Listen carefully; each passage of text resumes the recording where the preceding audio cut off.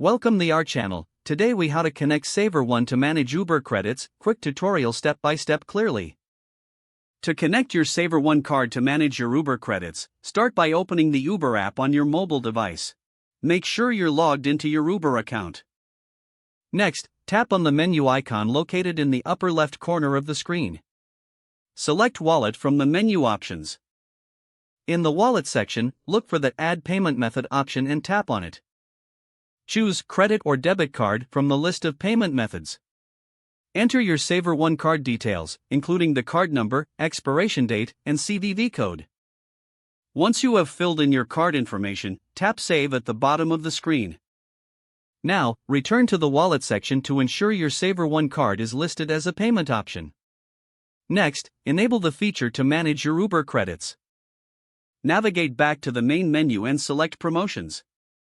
Here, you'll find an option to add or link your Uber credits. Follow the prompts to link your SavorOne card to your Uber credits.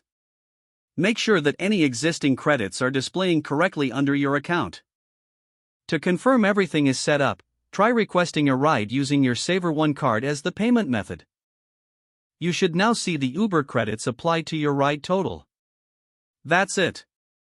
You have successfully connected your SavorOne card to manage your Uber credits. If the page does not load, refresh the browser or try again in a private or incognito window. Make sure you are using the correct email address, then retype it carefully to avoid small typos.